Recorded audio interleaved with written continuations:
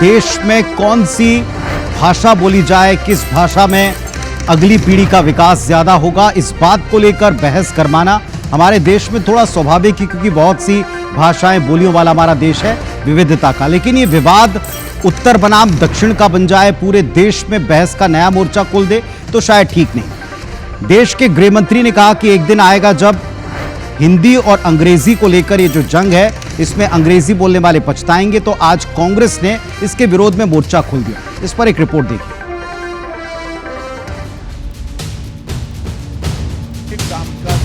गृह मंत्री अमित शाह के बयान से शुरू हुआ भाषा विवाद अब आर्थिक, सामाजिक असमानता और नियत तक जा पहुंचा है। दिल्ली में एक पुस्तक के विमोचन के दौरान शाह ने भारतीय भाषाओं के भविष्य पर कहा कि अपने देश की संस्कृति, इतिहास और धर्म को समझने के लिए विदेशी भाषा पर्याप्त नहीं हो सकती। शाह ने आगे कहा कि इस देश में जो लोग अंग्रेजी बोलते हैं उन्हें जल्द ही शर्म आएगी। ऐसे समाज का निर्माण दूर नहीं है। जीवन में इस देश में अंग्रेजी बोलने वालों को शर्म आएगी, ऐसा समाज का निर्माण अब दूर नहीं है। चीजों को वो ही कर पाते हैं जो करने की ठान लेते हैं, और मैं मानता हूं हमारे देश की भाषाएं हमारी संस्कृति का गहना है। हमारे देश की भाषाओं के बगैर हम भारतीय ही नहीं रहते हैं। हमारा देश, इसका इतिहास, इसकी संस्कृति, ये हमारा धर्म, इसको समझना है तो कोई विदेशी भाषा में नहीं समझा सकती। बयान वायरल हुआ तो राहुल गांधी ने भी इस पर एक वीडियो शेयर किया, जिसमें वो कहते दिख रहे हैं कि आरएसएस और बीजेपी हमेशा अंग्रेजी से दूरी चाहते हैं। लेकिन बीजेपी नेताओं के बेटे विदेश में क्यों पढ़ते हैं? राहुल ने कहा कि आरएसएस के लोग नहीं चाहते कि बड़ी बड़ी नौकरी गरीबों को मिले, और वो गरीबों का कनेक्शन पूरी दुनिया से काटना चाहते हैं।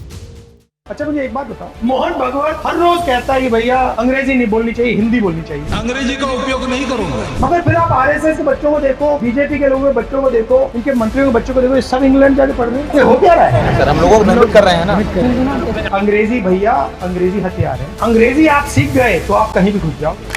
अंग्रेजी आप सीख गए तो आप अमेरिका तक जाओगे, जापान चले जाओगे, कहीं भी जा सकते हो, किसी भी कंपनी में काम कर सकते हो। ये बोल रहे हैं, मगर इसके पीछे सोच क्या? अंग्रेजी नहीं पढ़नी चाहिए। क्यों नहीं पढ़नी चाहिए? क्योंकि वो नहीं चाहते कि आप लोग बड़े बोर्डरूम्स में घुसो, आप लोगों को करोड़ों रुपए की नौकरी मिले। वो नहीं चाहते। वो चाहते कि भैया ये नौकरियां हमारी हैं, हम इंग्लिश स्कूल में जाएं, हमारा ठेका लगे रहे, और वो मतलब एससी के बच्चे एससी हॉस्टल में जाएं, वो अंग्रेजी ना सीखे, कुछ ना कर पाए। वो चाहते हैं कि दरवाजा आपके लिए बंद रहे। मगर अंग्रेजी आपका सबसे बड़ा हथियार है, क्योंकि अंग्रेजी आपको कहीं भी पहुंचा देगा। देश में पहले ही भाषा को लेकर विवाद कम नहीं है, लेकिन गृह मंत्री के बयान के बाद ये विवाद और गहरा गया। हाल ही में महाराष्ट्र और तमिलनाडु में हिंदी को तीसरी भाषा के तौर पर शामिल करने पर तगड़ा विरोध हुआ था, और इसी बीच अंग्रेजी को लेकर अमित शाह के इस बयान ने पूरे विमर्श में और उबाल ला दिया है। Bureau report IBC24। सबसे अधिक तो भाषा को लेकर विवाद हालांकि अच्छी बात नहीं है, लेकिन यह भी सत्य है कि देश में यह विवाद आज का नहीं है, इसका भी अपना एक इतिहास है। अब आपको बताते हैं कि किन किन राज्यों में भाषा को लेकर विवाद है और उन राज्यों को हिंदी से भला दिक्कत क्या है। क्योंकि ये बहस हिंदी से शुरू हुई और अंग्रेजी पर जाकर खत्म। देखें ये मामला क्या है, किस तरीके का है, आपको दिखाते हैं। जैसे महाराष्ट्र, यहां से शुरू करें। आप देखिएगा, एक जो महाराष्ट्र का विवाद हमारे सामने आता है वो मई जून 2025 में कक्षा 1 से 5वीं में तीसरी भाषा के तौर पर हिंदी को अनिवार्य करने के साथ शुरू हुआ। एक सरकारी GR इसको लेकर जारी हुआ। विरोध तेज हुआ। राज ठाकरे, मराठी साहित्य परिषद, अभिभावक शिक्षक संघ और शिक्षाविदों ने हिंदी थोपने का प्रयास इसको करार दिया, इसका विरोध शुरू कर दिया।